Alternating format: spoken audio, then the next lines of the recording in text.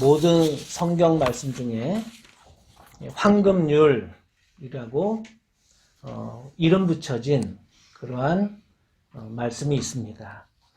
성경의 수많은 구절들 가운데 이 구절만큼은 모든 인간이 가장 귀하게 여기고 마음에 새겨야 된다. 그래서 붙여진 별명입니다. 너희는 남에게 대접을 받고자 하는 대로 남을 대접하여라. 그러니까 내가 칭찬받고 싶으면 내가 다른 사람을 칭찬하고, 내가 인정받고 싶으면 다른 사람을 인정해 주어라 하는 것입니다. 내가 대접받고 싶은 대로 남에게 하고, 내가 원하지 않는 것은 남에게도 강제하지 않아야 된다. 남을 욕하거나 비판해서는 안 됩니다. 그 이유는 나 또한 남들로부터 욕먹기 싫은 까닭이고 비판받기 싫기 때문입니다. 하지만 세상 일이 그렇게 단순하지가 않습니다.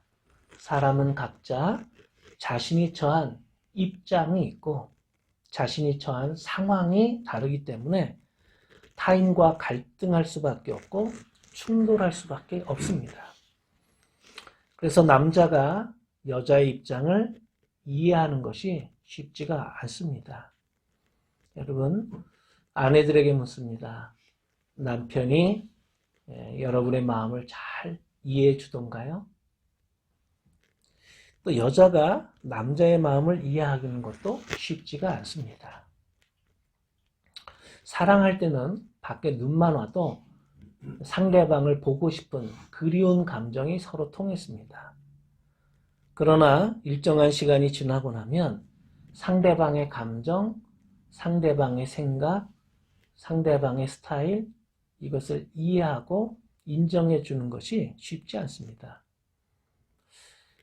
제가 대학원에서 소셜워크를 공부하면서 장애인 시설에 가서 봉사를 한 적이 있었습니다.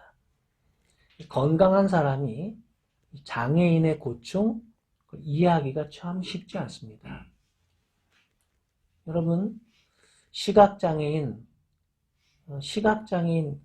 제가 그분들을 이해하려고 한 10분 정도 눈을 감고 해본 적도 있습니다.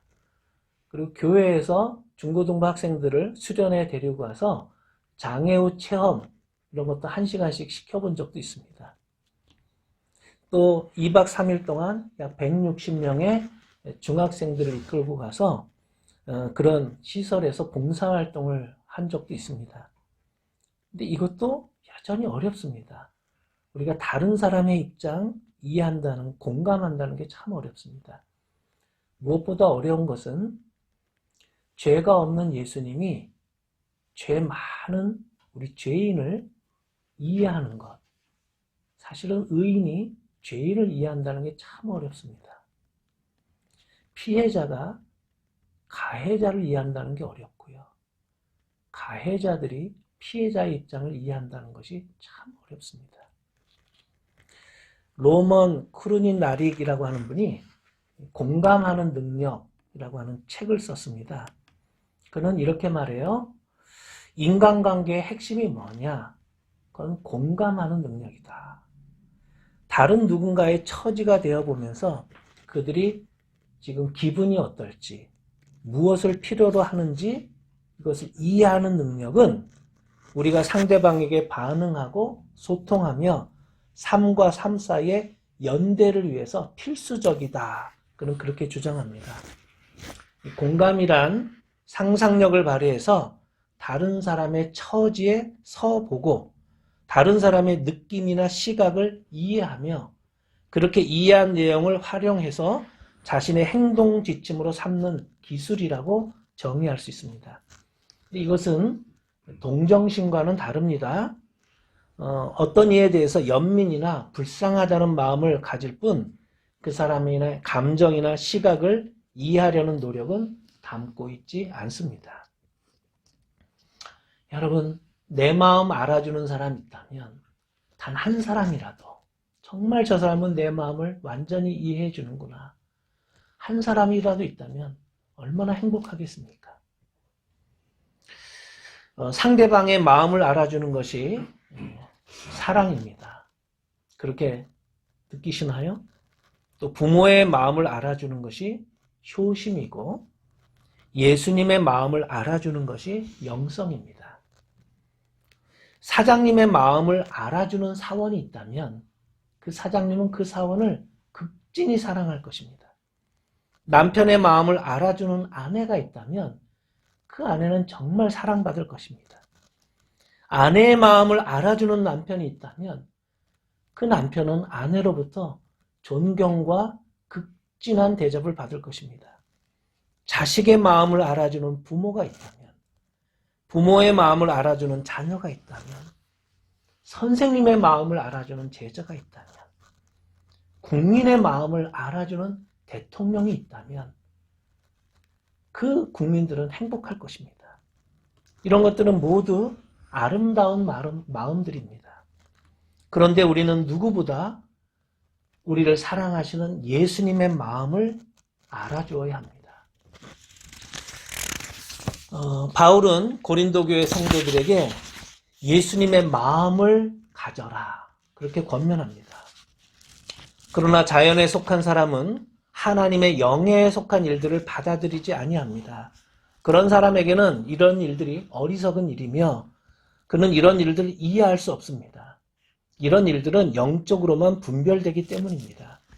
누가 주님의 마음을 알았습니까? 누가 그분을 가르치겠습니까? 그러나 우리는 그리스도의 마음을 가지고 있습니다.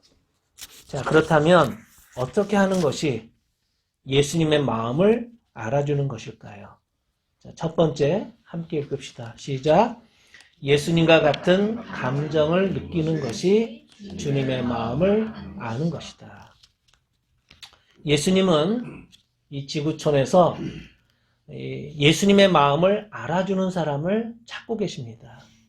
예수님의 마음을 잘 알아주어서 예수님 마음에 꼭 쏙 들었던 여인이 있었습니다. 요한복음 12장에 예수님이 이제 십자가에 이제 죽으시기 직전에 나사로 집에 가셨습니다. 그런데 마리아가 300데나리온이나 되는 그 비싼 향유가 든 옥합을 깨뜨려서 예수님 발에 부었습니다. 그러자 제자 중 가룟 유다가 저거 팔아서 가난한 자들에게 주지 왜 저렇게 낭비하느냐고 불평했습니다. 그러자 예수님께서 가만두어라. 너희가 어찌하여 그를 괴롭게 하느냐. 그녀가 내게 좋은 일을 하였느니라. 가난한 자들은 항상 너희와 함께 있으니 아무 때라도 원하는 대로 도울 수 있거니와 나는 너희와 항상 함께 있지 아니하리라. 그는 힘을 다해 내 몸에 향유를 부어 내 장례를 미리 준비하였느니라. 내가 진실로 너희에게 이르노니 온 천하에 어디서든지 복음이 전파되는 곳에는 이 여자가 행한 일도 말하여 그를 기억하리라. 가룟 유다는 가난한 사람들의 마음을 알아주었지만 마리아는 예수님의 마음을 알아주었습니다. 바울은 우리 크리스찬들은 예수님의 마음을 알아주어야 한다라고 말하고 있습니다. 우는 자와 함께 울고 웃는 자와 함께 즐거워하여 주는 것, 이것이 공감입니다. 저희 교회가 창립되고 나서 2년 동안 교회의 표어를 우는 사람과 함께 울고 웃는 자와 함께 웃자 이렇게 정했습니다. 예수님이 슬플 때 같이 슬퍼하고 예수님이 기쁠 때 같이 기뻐해 주는 것, 이것이 예수님의 마음을 알아주는 것입니다. 즉 예수님과 공감 능력이 같아야 한다는 것입니다. 하나님의 마음을 알려달라고, 지금 하나님의 심정이 어떤지 하나님의 마음을 알려달라고 우리가 성령님께 요청하면 성령님께서 그 요청을 들어주십니다. 2장 10절에 보면 하나님께서는 성령을 통하여 이런 일들을 우리에게 계시해 주셨습니다. 성령은 모든 것을 살피시니 곧 하나님의 깊은 경륜까지도 살피십니다. 정신과 의사 이시영 박사가 넷 향기에서 이런 얘기를 합니다. 어떤 환자가 퇴원하는 날 계산서를 가지고 이 원장에게 와서 항의조로 이렇게 말하더랍니다. 원장님, 제가 링게르를 여기 이렇게 반병밖에 안 맞았는데 왜 한 병값이 계산됐습니까? 원장님이 그 얘기를 듣고 이렇게 즉각적으로 대답했답니다. 잘못했습니다. 그리고 동감을 표시했습니다. 이 동감은 공격의 대상이 되지 않습니다. 퇴원하는 분이 미소를 짓고 있을 때 간호실에 전화를 했답니다. 이 환자분 퇴원하실 때 남은 링게르병 포장해 드리세요. 이렇게 할까 하다가 이러면 환자의 마음을 이해하는 게 아니지. 그러면 아마 환자가 다시 인상을 찌그릴 거야. 환자는 상거래 대상이 아니지. 내가 사랑해야지. 그리고 원무실에 전화해서 진료비를 가격을 낮추어 드렸습니다.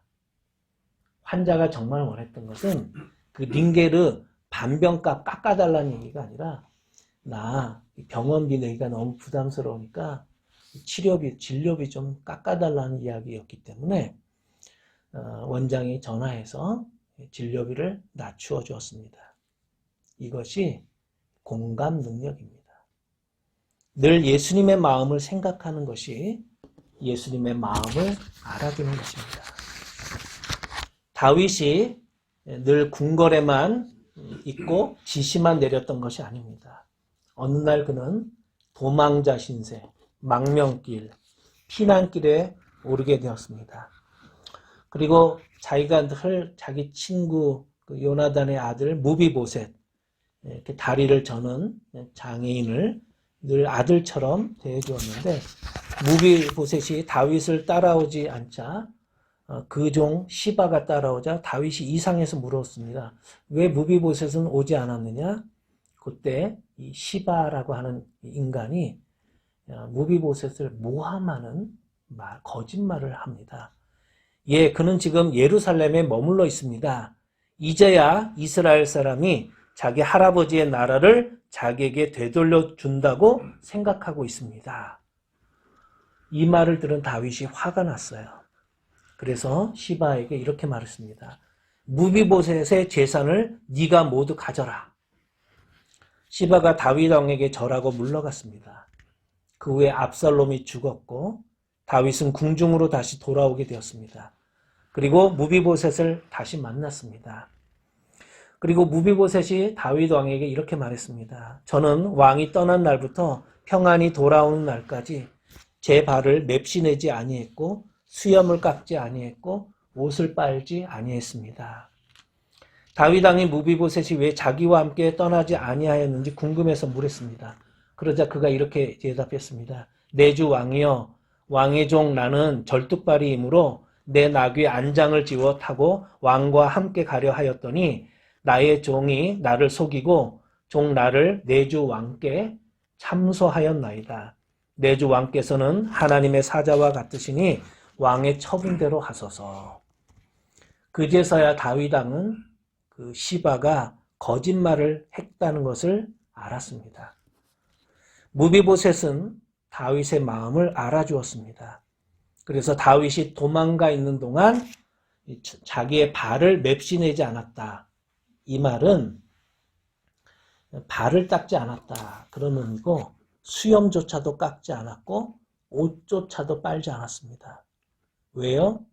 자기가 모시고 사는 왕이 지금 객지로 쫓겨가서 지옥 같은 생활을 하고 있는데 자기만 궁궐에서 편안하게 살 수 없다는 것이 그의 생각이었습니다. 그는 다윗의 마음을 알아준 것입니다. 예수님의 마음은 어떨까?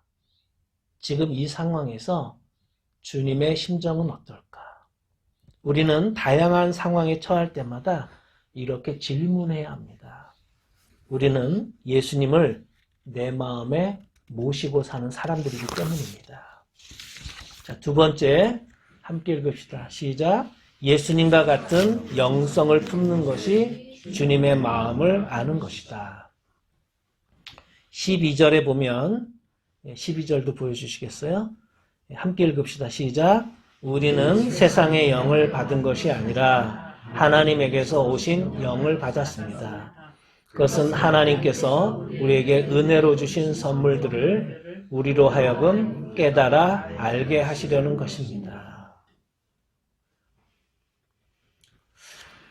엄마가 아기를 낳으면 아기가 말을 못하고 울기만 해도 엄마는 아기가 무엇을 원하는지, 무엇이 필요한지 그 마음을 헤아립니다. 예수님의 마음을 가지려면 우리는 영적으로 깨어서 예수님과 같은 영성을 품으려고 해야 합니다. 예수님이 동쪽을 생각하고 계신데 우리가 서쪽을 바라보고 있다면 주님의 마음을, 주님의 관심을 알 수가 없습니다. 하나님께 받은 은혜, 하나님은 자격 없는 나에게 너무나도 많은 선물을 주셨구나. 이 하나님의 은혜를 아는 사람은 매사가 감사합니다. 꽃만 펴도 감사하고 햇살만 비춰도 감사하고 걸을 수 있는 것도 감사하고 살아있는 것도 감사하고 죽는 것도 감사합니다. 그리고 다른 사람을 섬기려고 합니다. 왜냐하면 예수님이 이 세상에 오셔서 죄인인 나를 섬겨주셨기 때문입니다. 그래서 예수님의 사상, 정신은 언제나 섬기려는 사상이었습니다. 예수님이 이렇게 말씀하세요. 인자가 온 것은 섬김을 받으려 함이 아니라 도리어 섬기려 하고 자기 목숨을 많은 사람의 대속물로 주려 함이니라. 우리 몸에서 가장 더러운 것이 발이지요. 특히 중동지방, 사막지형은 더욱 그랬습니다. 그래서 중동지방에는 집집마다 문 앞에 항아리들이 놓여 있었습니다. 사람들이 길을 걸어오다가 발이 더러워지기 때문에 발을 닦고 집 안에 들어왔습니다. 예수님은 제자들의 발을 일일이 닦아주셨습니다. 우리에게 안 좋은 곳도 섬기라는 뜻입니다. 예수를 위한 바보라고 하는 책을 쓴 데이빗 케이프 목사님이 어느 날 기도하는 중에 그에게 이런 음성이 들렸다고 합니다. 주님으로부터 너는 사람들의 발을 닦아주어라. 이 음성을 듣고 그는 사람들의 발을 닦아주기로 작정하고 기도했습니다. 하나님, 그럼 세숫대야를 메고 걸으며 사람들 발을 닦아주려면 세숫대야를 주셔야지 내가 돈 주고 산다면 이건 하나님의 뜻이 아닙니다. 이렇게 기도를 드렸대요. 그런데 세숫대야가 자기 선물로 들어왔다고 합니다. 표징이 나타난 거죠. 그래서 그는 이거는 하나님의 부르심이구나 이렇게 확신하게 되었습니다. 아프리카 남쪽 케이프타운을 출발해서 북쪽으로 3,000km를 걸어가기로 작정했습니다. 세숫대야, 조그마한 십자가, 그리고 접는 의자, 이걸 등에 짊어졌습니다. 약 20kg 정도였다고 그래요. 이 20kg 정도의 짐을 가지고 하나님께 기도하면서 출발했습니다. 근데 출발한 지 1분 만에 4명을 만났다고 합니다. 근데 그 4명은 깡패들이었어요. 발을 닦아주고 싶은 마음은 없는데 성령님께서 말씀하시더래요. 다가가서 발을 닦아주어라. 그래서 길거리에다가 그 접는 의자를 놓고 4명을 한 명 한 명 발을 닦아주면서 예수님을 전했습니다. 4명의 발을 닦아주고 났을 때 큰 역사가 일어나는데 그 4명 중에 한 명이 이렇게 말했습니다. 난 이제 너희들을 따라가지 않는다. 난 저분을 따라가고 싶다. 그리고 그가 따라왔다고 합니다. 첫날 모두 16명의 발을 닦아주었다고 합니다.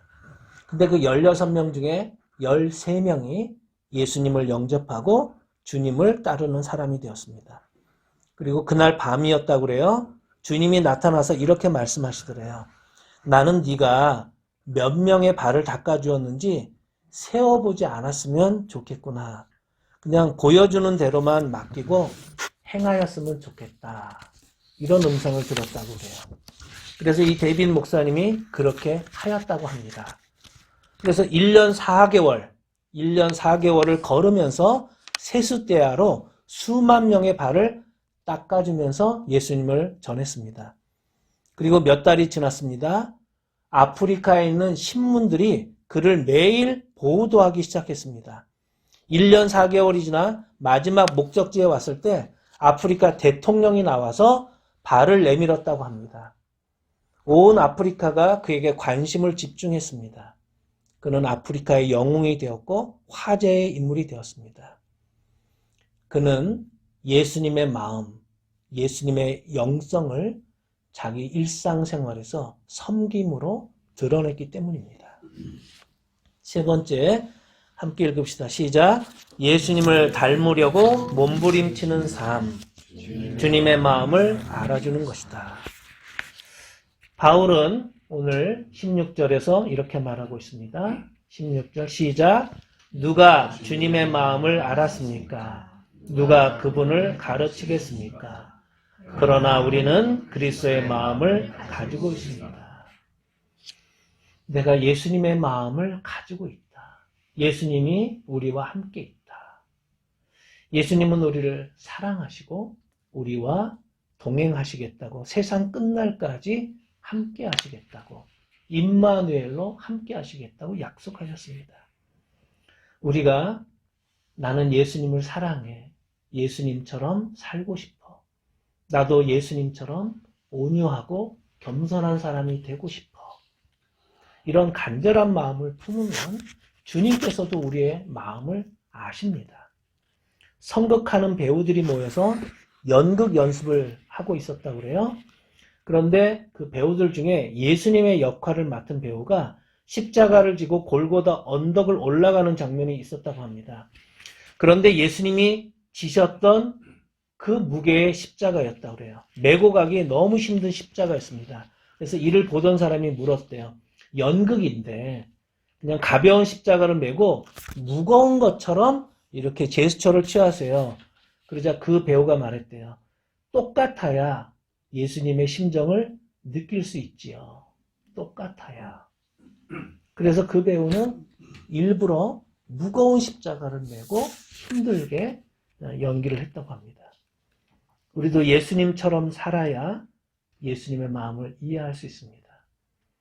예수님은 좁은 길, 섬김의 길, 낮아지는 길, 험한 길을 걸어가셨는데 우리는 넓은 길, 편한 길, 그냥 힘들지 않은 길, 안락한 길을 자꾸 걸으려고 합니다. 어떤 선교사님이 맹장에 걸렸다고 합니다. 그는 예수님이 십자가에서 찢어지는 아픔, 그 고통을 느껴보고 싶어서 의사한테 마취하지 않고 생사를 잘라 맹장 수술을 시켜달라고 그렇게 부탁했다고 그래요. 그래서 그는 생살이 찢어지는 아픔을 경험했다고 말합니다. 예수님과 같은 삶을 산다는 것은 구체적으로 어떤 의미일까요? 우리는 예수님과 다릅니다. 예수님처럼 살 수 없습니다. 어떻게 원수를 사랑하겠습니까? 그래서 우리는 예수님의 이름으로 기도를 드리는 것입니다. 우리가 예수님의 이름으로 기도하면 하나님께서 우리의 기도를 들어주시고 응답해 주시기 때문입니다. 예수님은 공생애를 시작하시기 전에도 기도하셨고 마지막 임종의 순간에서도 하나님께 기도했습니다. 바울은 이렇게 말합니다. 누가 주님의 마음을 알았습니까? 누가 그분을 가르치겠습니까? 그러나 우리는 그리스도의 마음을 가지고 있습니다. 예수님을 닮으려고 몸부림치는 삶, 기도하고 애쓰는 삶이 영성 훈련이라는 것입니다. 기도하겠습니다. 하나님, 우리는 부부간에도 간혹 배우자의 마음을 이해해주지 못해서 상대방에게 섭섭함과 또 쓸쓸함을 안겨주곤 합니다. 같은 직장에서 일하는 사람끼리도 서로 마음이 같지 않아서 서로 내 입장만 생각하고 상대방의 입장을 배려해주지 못해서 우리는 충돌하거나 싸우고는 합니다. 하나님, 지구촌 곳곳에서 서로 이해하지 못해서 또 여당과 야당이 각자 자기의 입장만을 고집함으로 끊임없이 분쟁과 고통이 따르고 있습니다. 하나님, 저희들에게 성령님을 보내주셔서 저희가 하나님의 마음을 조금이라도 알게 하여 주시옵소서. 예수님의 마음을 본받아 저희들도 온유하고 겸손하며 하나님께 늘 믿음으로 감사하는 사람이 되게 하여 주시옵소서. 예수님의 이름으로 기도합니다.